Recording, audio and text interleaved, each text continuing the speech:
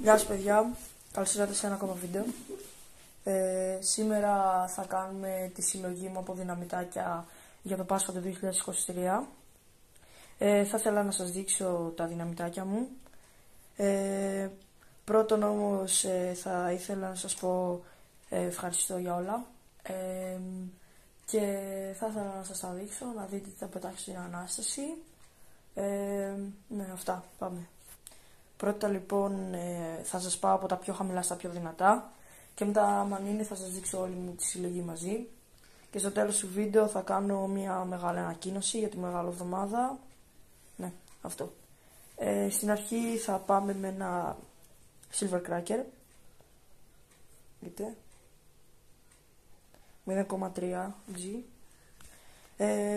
Μετά προχωράμε στη Γουρούνα, Μινέρβα, ό,τι θέλετε πείτε, το Demon. Δείτε, 0,45.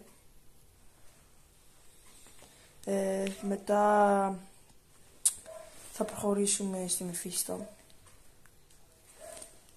Είναι παράνομο πια αυτά, αλλά εγώ κρατάω ένα κάθε φορά σε όλα. Γράφει και κάτι παρέργα γράμματα εδώ. Μετά θα σας δείξω ένα κουτί Puma 2. Όλο αυτό έχει 20 μέσα. Και έχω πάρει 4 τέτοια κουτιά. Βασικά πήρα 5, αλλά το ένα το κουτί το μοίρασα σε κάτι φίλους μου. Μετά έχω να σας δείξω ένα ωραίο δυναμητάκι που μου το έδωσαν δώρο. Big Bang 5G. Όπως το λέει και το όνομα του, έχει 5 γραμμάρια μέσα. Δείτε. Και στο τέλος προχωράμε με ένα πολύ δυνατό δυναμητάκι. Τα βασικά το πιο δυνατό μου.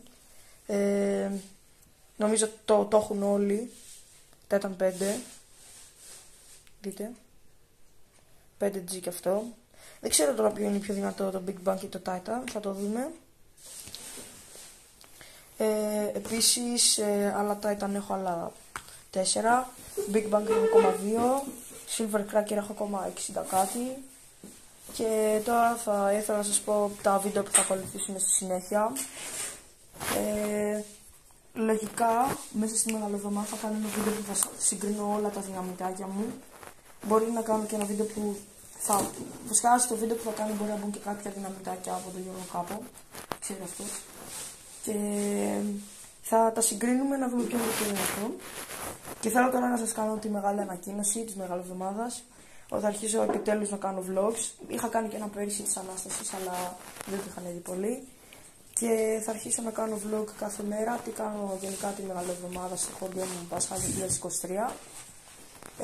Ναι, απλά θέλω να σας το πω, να είστε ενήμεροι. Και ελπίζω να σας άρεσε το βίντεο, αυτό ήταν λίγο μικρό. Οπότε τα λέμε τη Μεγάλη Δευτέρα με το πρώτο vlog της εβδομάδας. Αυτά, γεια σας, τα λέμε σε ένα επόμενο βίντεο.